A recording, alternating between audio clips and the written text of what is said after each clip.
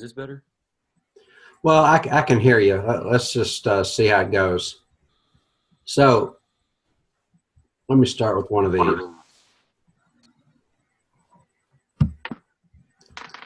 So can you see this document? We'll talk about goals, how we'll work together. Can you see that? Yes. Okay. So we'll talk about your goals. You know, what is it that you would like to accomplish, big picture? Because if you don't tell me, I won't know. Okay. Maybe you want to sell the device and make $1 million. Maybe you just want to use it to get into a better college. Maybe it's part of a cause that you want to promote. But y'all will have to tell me those goals, or I won't know exactly. And if I know your goals, then I'll be able to help you much better. Sure. Another thing is how we will work together. What we will do. How we can take your ideas and put them out there to attract the types of people who can support your project. So does that sound like a good agenda for this meeting? Yeah. Sounds good. Okay, great. So here's some of the questions. There's some repetition in this on purpose. Questions to decide over time. How we'll work together, what we will be working toward, what will be my role, and what will be your role. So we don't have to decide all of that tonight, but those will be the kinds of questions that we'll just kind of work on over time, okay? Okay. Now, I advocate something called content marketing, which is not, it needs to be much more popular and much more widely used than it is. But that's where whoever your audience is, whoever it is you want to reach, you try to give them helpful content and information over the course of time so that they get in the habit of consuming your stuff and they develop kind of a relationship with your business or your project or your cause.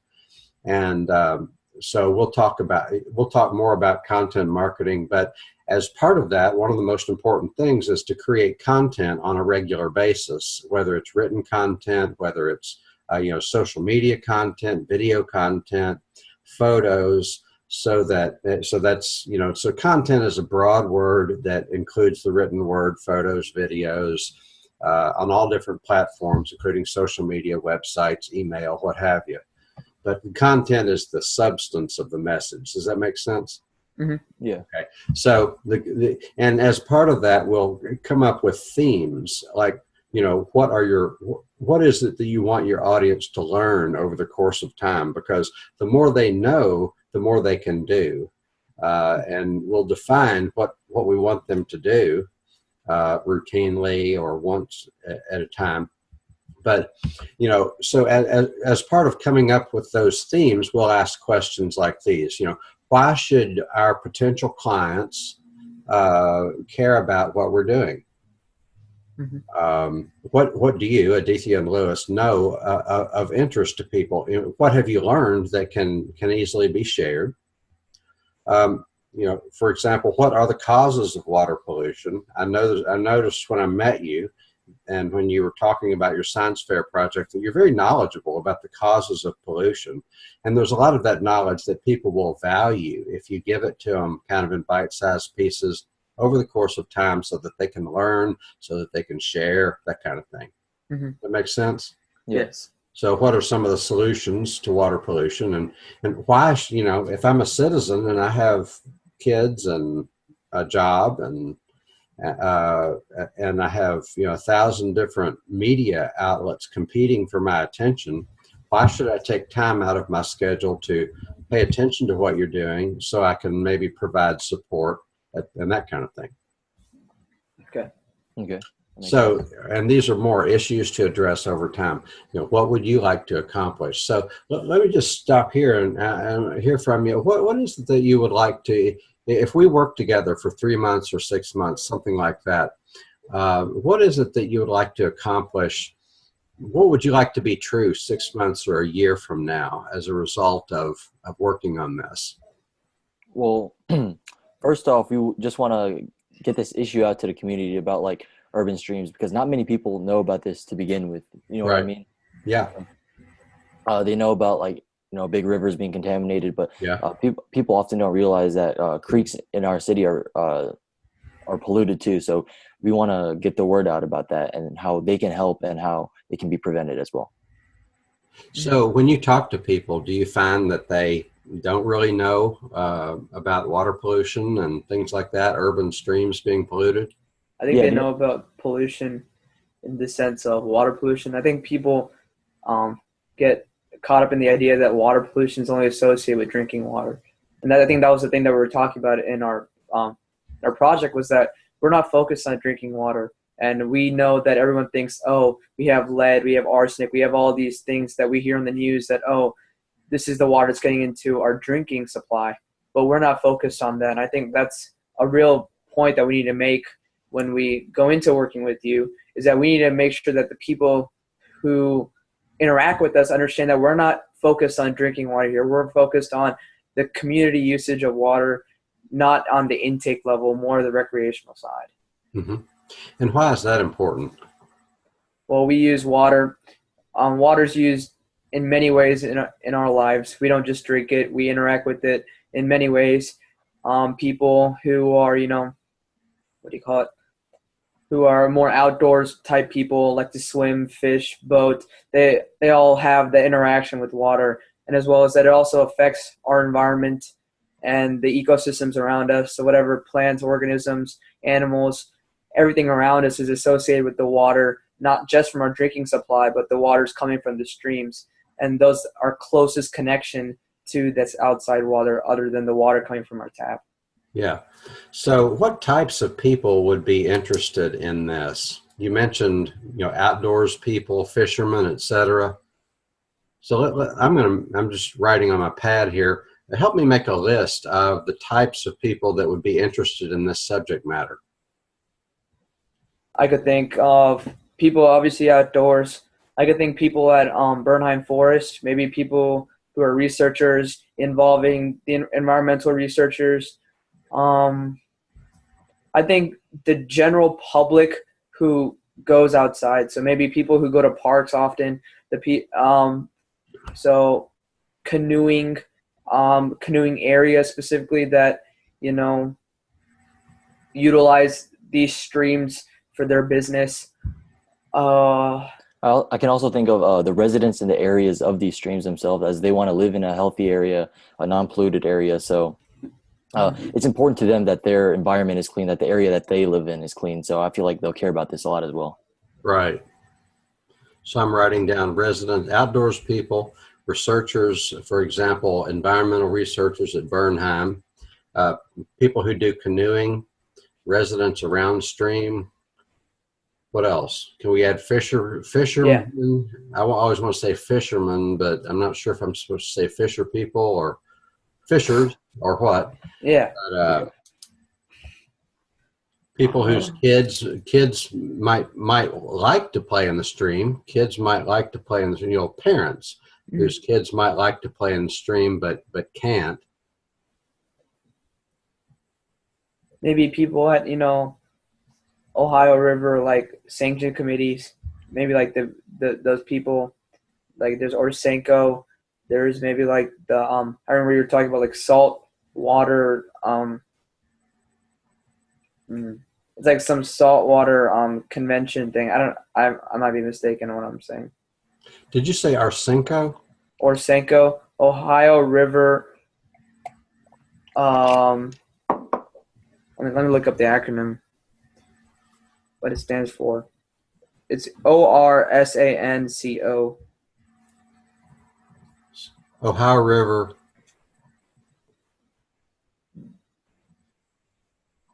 Ohio River Valley Water Sanitation Commission.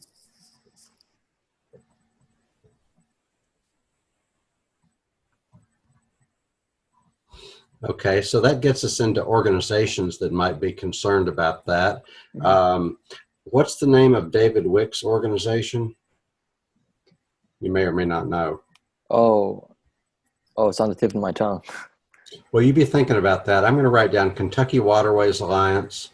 I'm going to write down Salt River Watershed Watch. I'm going to write down Kentucky Department of Water, or Kentucky. division of water. Mhm. Um, I think you could write down the Louisville Water Company as well, because we Okay. worked with them and they were interested in our project. okay. So what we're doing now is we're generating leads, and for not, you know what I mean by leads? No. Well, in sales or marketing, a lead is when you find somebody who might be interested in what Okay. you do. So we're Okay. writing down a list of people who might be interested in what we do.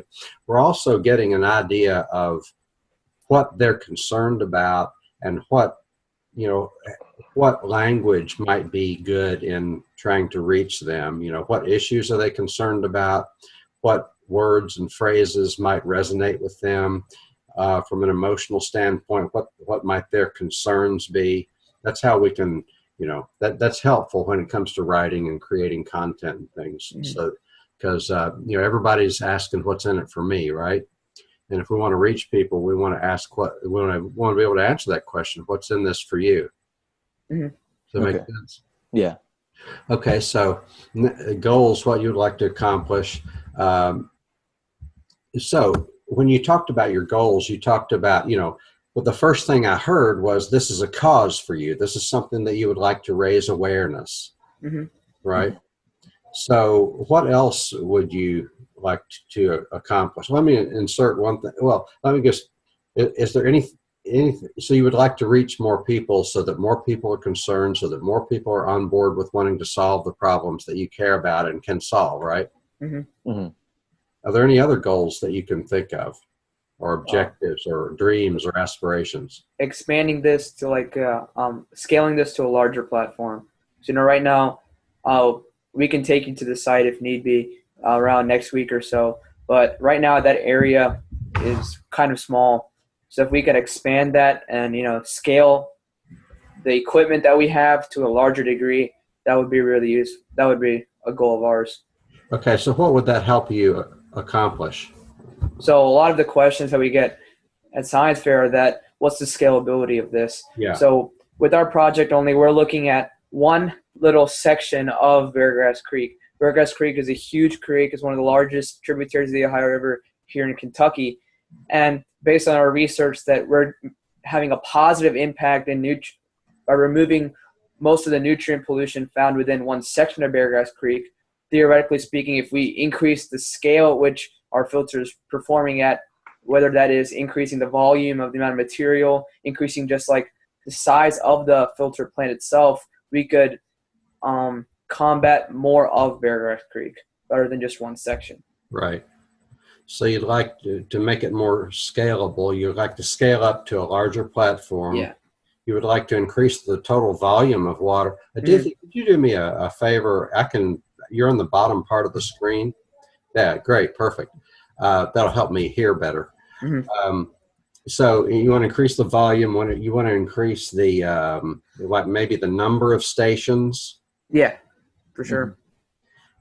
Increase the number of waterways that you're set up on. Mm-hmm. You have an idea of like did you say the cost is something like $15,000 for setting up one station such as you have now? Yeah, and most of it comes from the fact that we have a pump, and that pump is solar paneled. So that pump is around a third of the price of the thing. So it's a submersive solar powered pump. And since that's connected to the solar panels that we're using, that costs around $5,000. And everything else, and then we have a cement block in which our tank is being put on top of. That cost around $1,000 to like implement.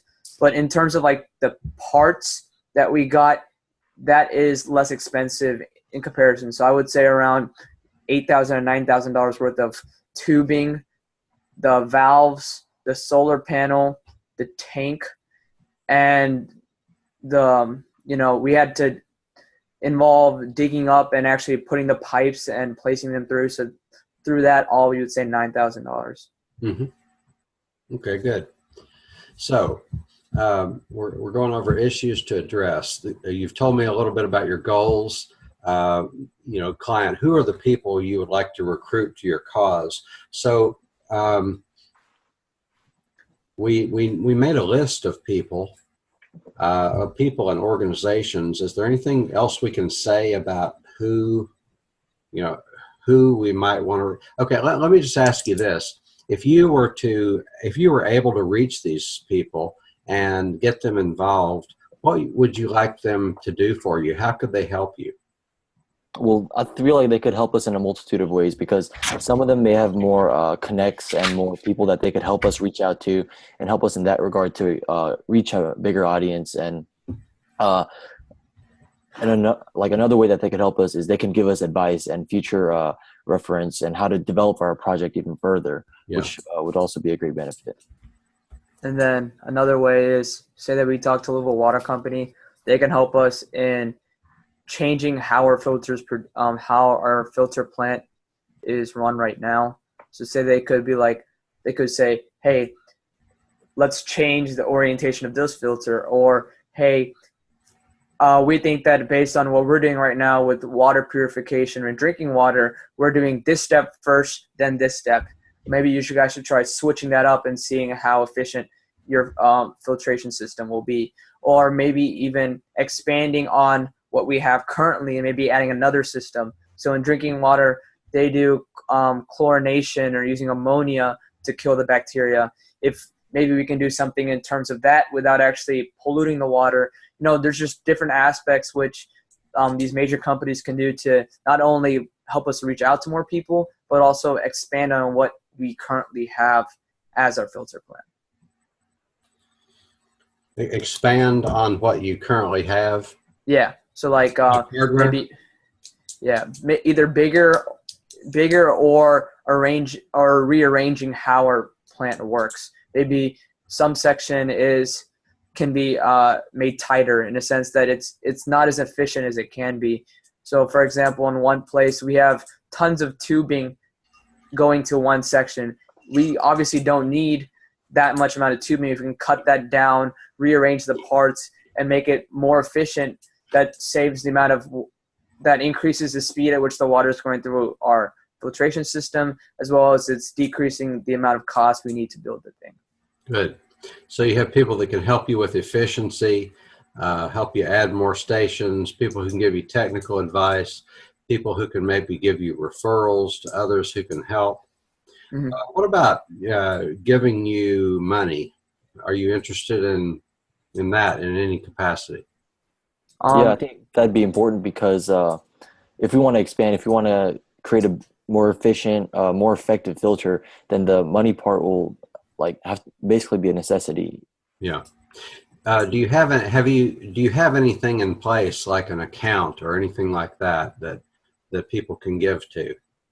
No, we don't have anything like that. So one of the things on here is, one of the things we'll be talking about over the course of time is, what kind of business model are you going for? Is it going to be a nonprofit? Do you want to be, you can see yourself as a manufacturer. You can see yourself as a consultant. You can see yourself as an educator. You can see yourself as a nonprofit or a cause. And somewhere in there is, how do you collect money? What account does it go into? Is there some kind of organization with a board, or do you there are organizations out there that without having to set up a nonprofit all your own, if you don't want to do that yet, they can manage the money and manage the expenditures and that kind of thing. So we'll be talking about that. Does that make sense? Mm-hmm. Yeah. Yeah. So another thing to talk about is over the course of time is what platforms to use. Did you say you already have a website set up or something like that? Oh, no, we don't have a website. Okay. So we'll talk about, setting up a website and if so, what type, at what time. There's a lot of, issues that go into a website. So we can talk about that. Social media, how will you use social media? Will you have a blog? If so, why? What do you if you have a website, why? What do you want that to accomplish for you? If you have social media, what do you want the social media to accomplish for you? What platform are you set up on? how do you go about expanding followers? Is it worthwhile to try to get more followers? If so, what do you want those followers to do? What kind of conversation are you trying to engage them in? Mhm. And as part of that, I'm talking about media strategies, how to make your media work together to lead your customer down the desired path. Like one mistake most businesses and nonprofits make is that they have, they post a blog or something, or they have a bunch of information on their website, but they're not really engaging people in a conversation. They should have something more for people to do.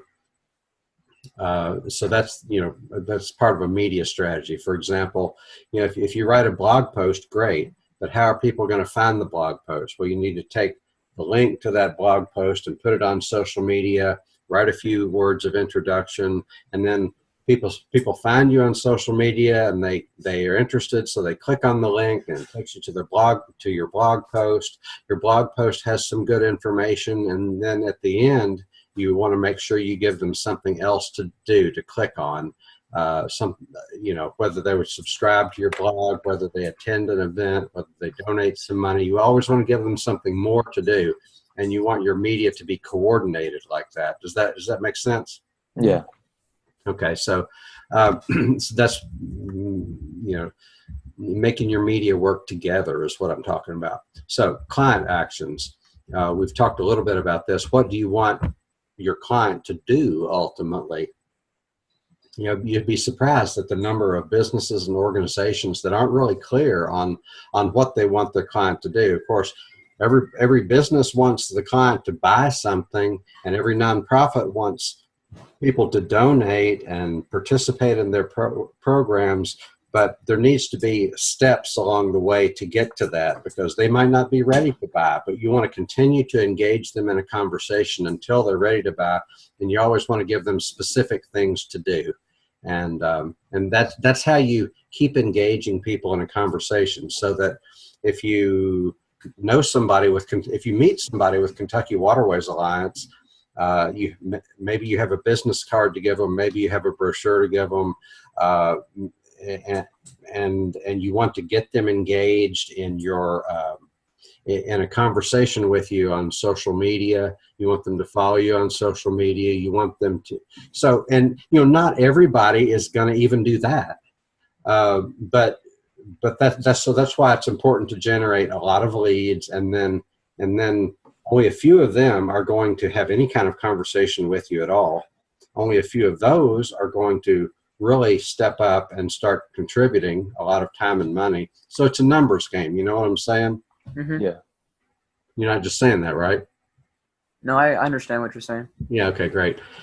So what do you ultimately want your client to do? What do you want your client to do routinely? You want them to do so. You want them to read your blog routinely. You want them to read your social media routinely. You want them to routinely engage in your videos. You want them to routinely talk about you and refer you to people who can help even more than they can. So what do we want our client to do routinely? And then content themes. What do you want your client to know? What do you want your client to learn? Because people, if people knew more, would they do more? You all have discovered that not very many people know outside of, they hope, they at least hope their drinking water is good, but what about water that we're not going to drink? Are there pollution issues with water that we don't drink, and what can we do about that? And how can your device be part of that solution? What will your client be interested in reading or viewing routinely? Content themes. So, we don't have to answer all these questions at one time, but these are more questions that we'll talk about over the course of time. What exciting vision are you pursuing that clients might buy into? Mm-hmm. So what exciting, can you take a stab at that? What exciting vision do you see? You've spent a lot of time, a lot of energy on this. You're obviously excited about it. You're very articulate. You present yourselves very well. So what exciting vision are you pursuing? So first off, not many people have seen a plant like this themselves. Mm-hmm. It's very, when people first see a picture or like a diagram of it, they're very interested and they're very into it. So the vision that we want to create is like we said, we want to expand on this. We want to get more of these, and we want to raise awareness. So ultimately, we want to see people impacted by this and see how they can be educated by this as well.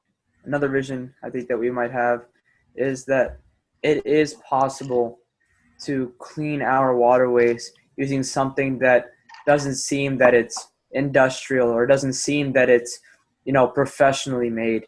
So with our thing, our filter plant isn't the prettiest thing. It's just a bunch of PVC pipes, a giant white tank, and a bunch of tubes going in and out. It does the job that it's intended to, but it's not what people consider professional scheme or professionally the water treatment process. I think that our clients need to buy into the fact that we are high school kids who are passionate about this topic and are interested in trying to make a difference in the environment by creating something that may not be like professional in their eyes, but does the work at the same efficiency as what would be professional,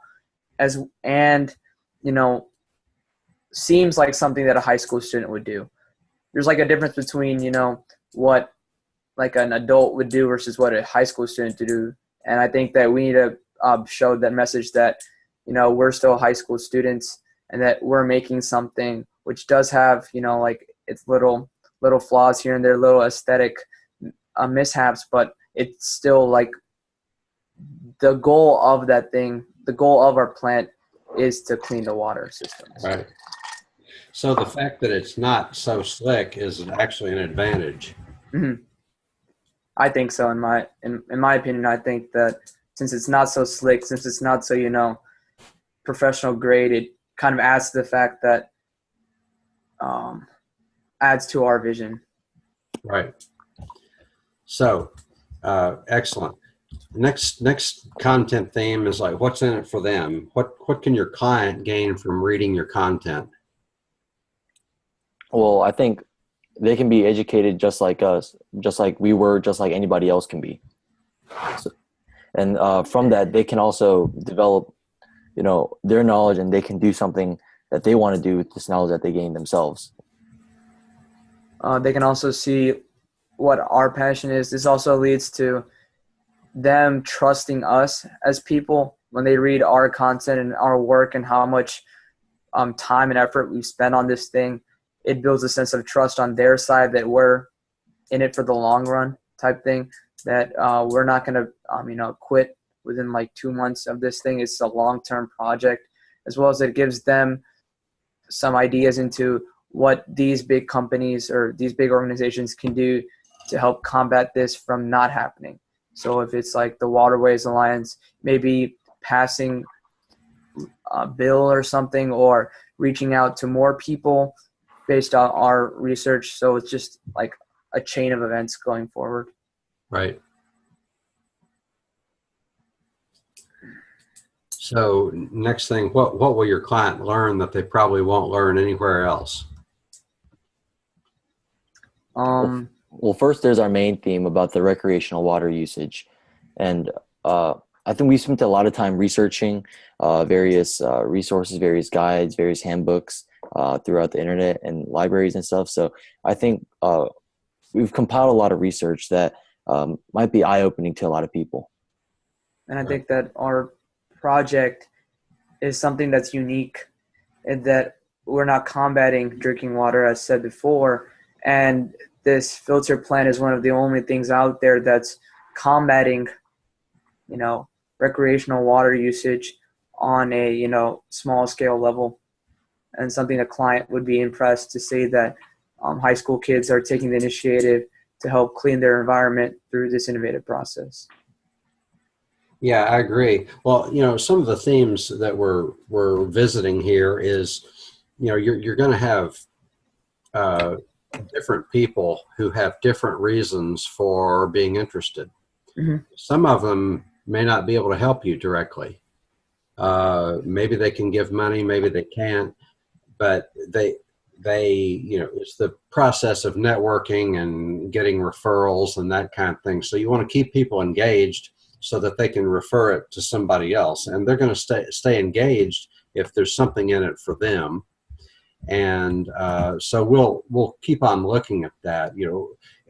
I keep thinking you guys are going to college soon. And have you thought about this being, obviously it's a important thing to put on your college application, that kind of thing. So have you thought about using this to get into the college of your choice, or how's that?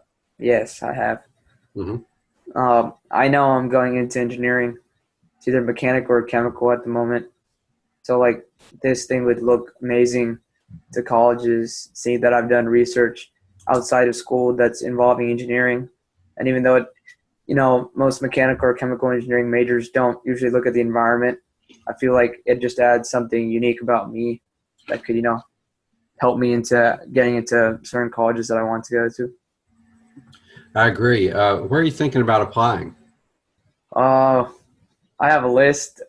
So like Caltech, Columbia, MIT, Purdue, Georgia Tech, U of L, of course, Vandy, and Michigan. So there's a couple.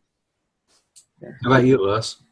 Yeah, likewise. So obviously, first and foremost, I do this because I enjoy doing it. Throughout these last 3 years, I've learned a lot from this whole process. First beginning this whole pilot plant and up till now, I think it's been a really rewarding process where we've both learned a lot and we've both gotten a lot out of it. And one of the things that are the benefits of doing this is obviously it looks good to colleges. So yeah, I think it'll help me when I apply to colleges and they see the work that we've put in. Great. So, as a practical matter, that's one of the audiences that we want to have in mind.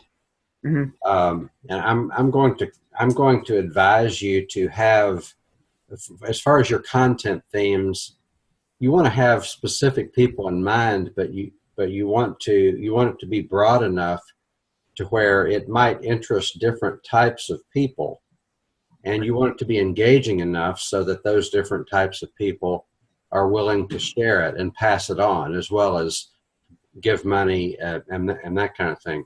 For example, I will recommend that you have a membership program where a person can be members. We don't have to do this all at once, but you have a nonprofit.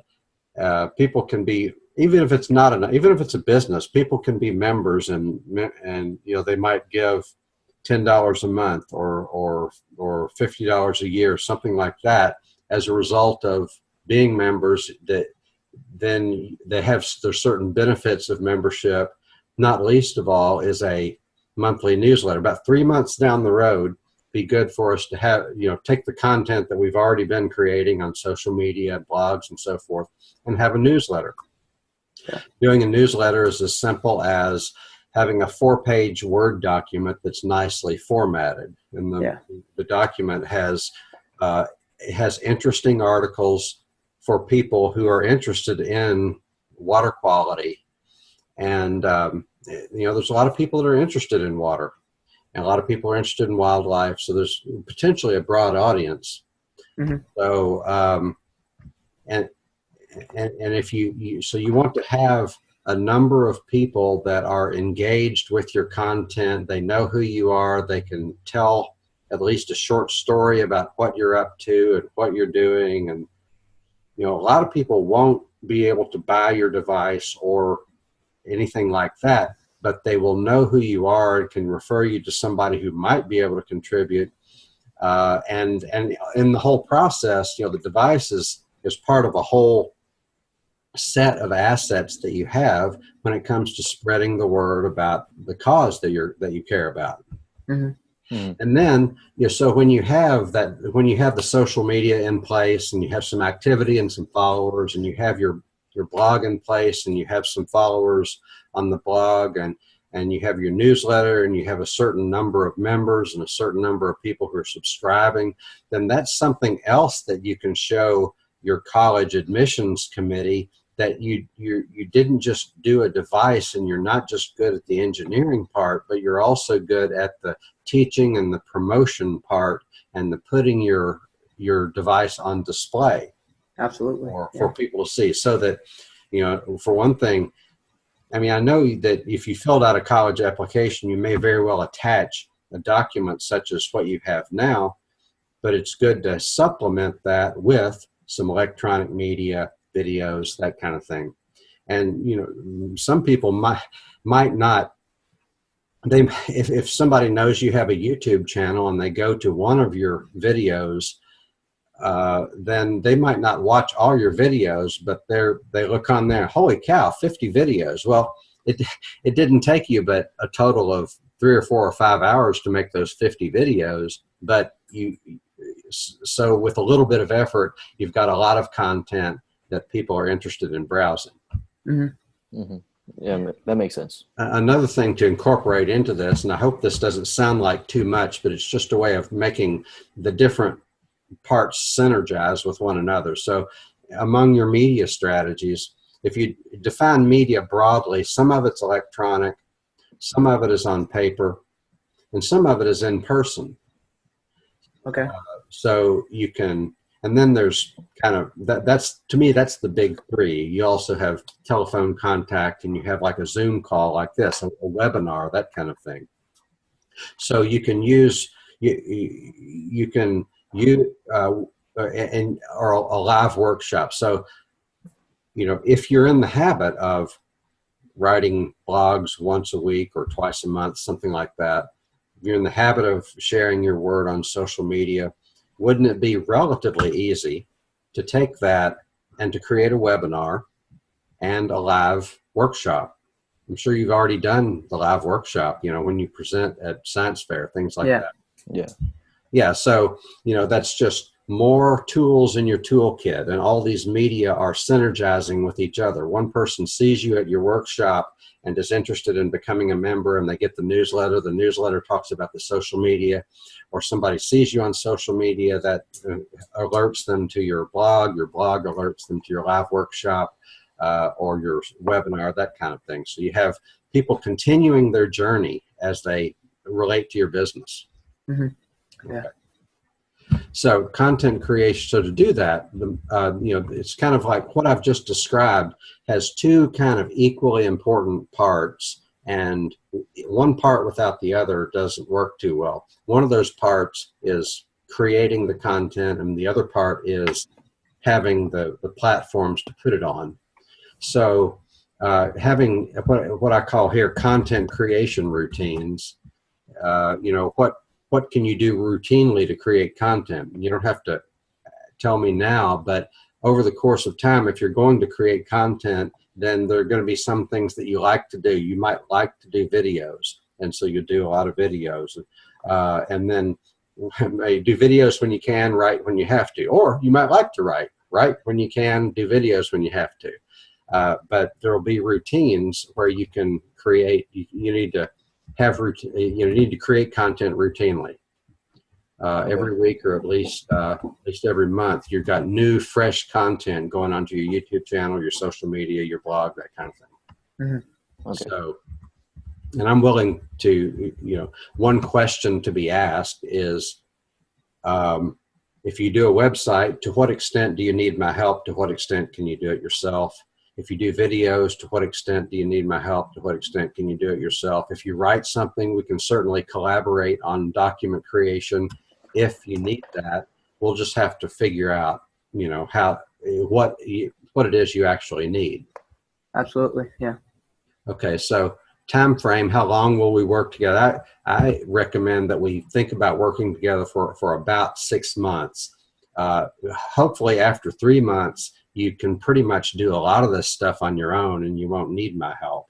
But it might be helpful to continue to check in after that. So how many hours? What's that? Yeah, that sounds like a good plan. 6 months sounds good to me. Okay, good. How many hours per week or month will we work together? And I'm not asking for a definite. That's really just a question of commitment. I mean, I run into people who say, "Yeah, sounds good," but then they're not willing to put in the time. And so down here, commitment, honestly, no right or wrong answer based on what you've heard so far.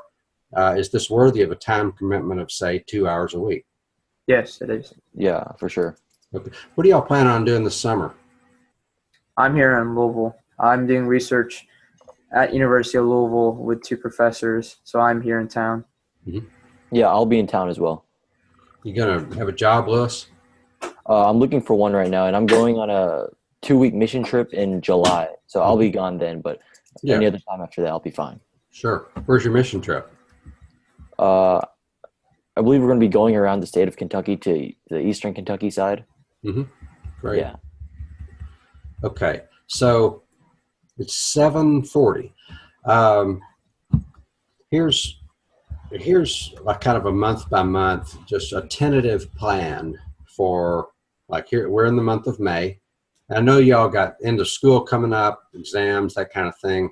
We don't have to complete all this stuff by the end of May. We can always push some of it back, but here's a possible way of working together. Mm-hmm. Getting started, decide on goals for the project. And we've talked enough about your goals to where I have a good enough feel for what your goals are. So I figure for now we've checked that off the list. Decide who is the client, who are we pursuing as a person that we want to take action to help us somehow. Set up, I recommend that, right away, pretty soon, whenever we have time, set up a temporary free website. Like whenever I set up a temporary free website, it's domainname.wordpress.com. We don't have to use that platform, but if you all don't have a specific one in mind, that's as good as any. For the purpose of maybe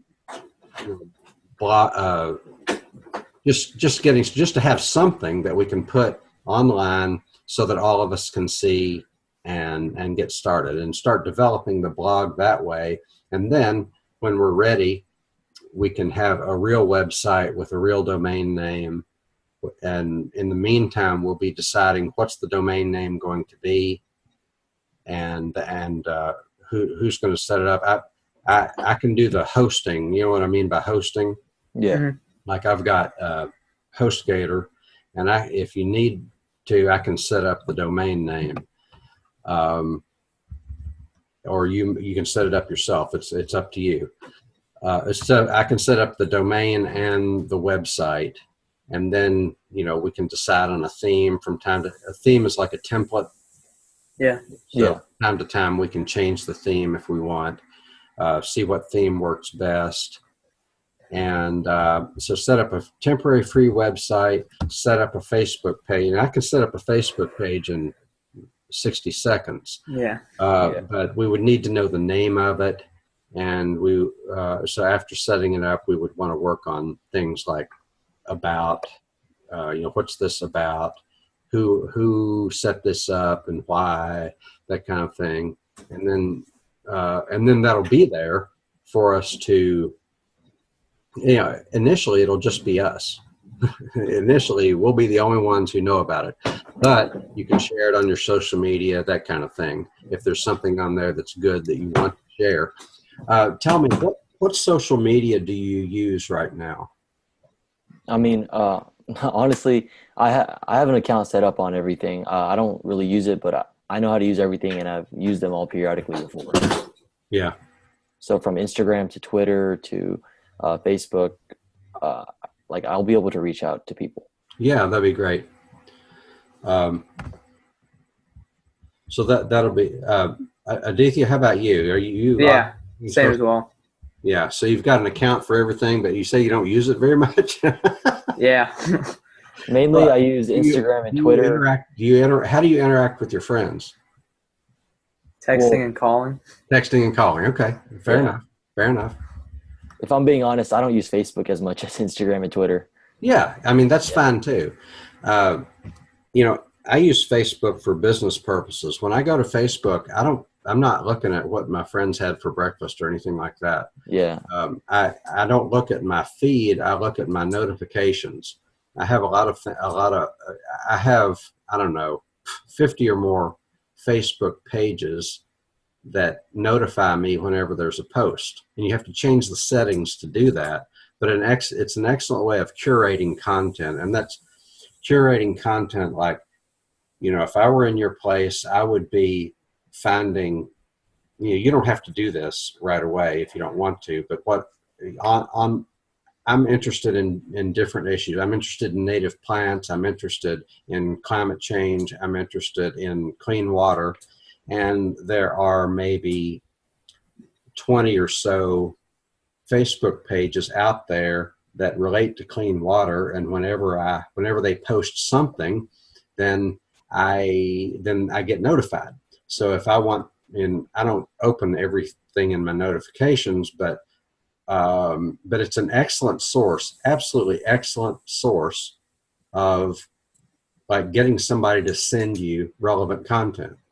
That there'll be great web articles, blog posts, articles, New York Times, Washington Post, or any The Guardian is real good, but just a really good source to get them to do the work and bring you interesting articles. And that's a way of, like, if you want to fill up your Facebook feed, you can do it with your content and you want to, but it takes time to create your content. So in the meantime, you can say, here's an article in the New York Times.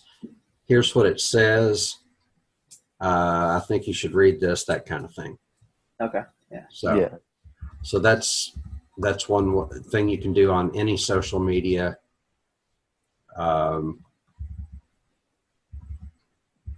I'm not as familiar with Twitter and Instagram. I have accounts, but I'm just not as familiar with them.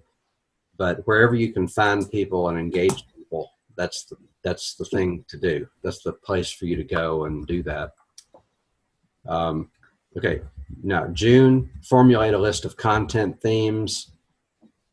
Like, what are the things that our audience is interested in? And we want to revisit those themes, because just because they see it, repetition is the key to learning. Just because they see it once doesn't mean they get it. You want to see certain themes repeatedly. So what are the themes that we want to help people understand? Formulate a list of content themes, based on what do we want our client to do, know, and learn. Continue to create written and video content in June. July, set up a permanent website if we haven't done so already. Give it a blog, give it an about page and a contact page, and insert a subscribe button so that, and why do you set up a subscribe button? Because by August, we want to set up MailChimp. Have you ever heard of MailChimp or Constant Contact or anything like that? No, I haven't. Okay, so those are email marketing systems. And so what that does for you is it helps you collect people's email addresses so that they can get content from you. And if they're not interested anymore, they can unsubscribe. Mm-hmm. It's a much better way than sending out group emails or something like that. MailChimp is free, so you can set up MailChimp. You continue to create written and video content, and maybe by that time set up the website with a donate button or any content that you may have that people may be interested in buying. Conceivably, you can write a little booklet about the things that you've learned, and I mean, there are very few things that give you more credibility than having written a book. Maybe it's an ebook, maybe it's a Kindle book, maybe it's a spiral bound booklet, maybe it's a book that is a paperback book, which you can, on demand. You can have those printed, and there's very little there's no out of pocket cost if you've got somebody buying them. So you can do that. And, it can be Lewis and Aditya's version of how to save the world through cleaner water. I'm exaggerating a little bit, but once you get in the mode of creating content, and I can give you easy ways to take your knowledge and create content out of it, like 6 things you never knew about clean water, that kind of thing. So by September, it would be good if we can create a print newsletter. And like I said, that's as simple as doing a 4-page Word document that's nicely formatted, set up a way for people to donate, continue to create written and video content. So as you can see, every month, continue to create written and video content so you can do that consistently, because that's going to add a lot to your credibility, and it's going to keep people engaged, give them something to think about, something to learn, something to do. Okay? Okay. Got it.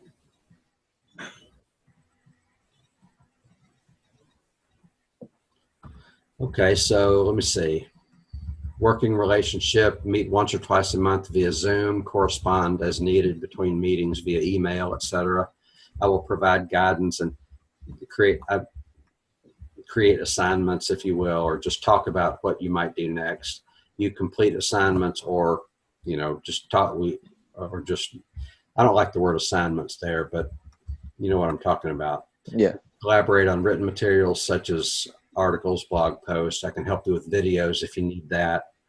And then from here, what do we do? Well, based on this, are y'all in the middle of exams? Yes, we are. Yes. Yeah. So when you get out of exams, when your school's done, whatever, I'm trying to, what I can do is I can take this conversation and write you an email that you'll get by, say, Monday, and we'll have some things that you could possibly do to get started. Does that sound good? Sounds perfect. Okay. So how about if I'll just touch base with you by Monday, and we'll go from there. Awesome. All right. Thank That you. works. Is there anything else y'all like to insert or say or anything like that? No, I think we have a good, solid plan that you created so far. If we need to change anything along the way, we'll let you know. Yeah, sounds good. So appreciate your time, and we'll talk soon. All right. See Thank you later. so much. Okay. Bye-bye. Thank you. Okay.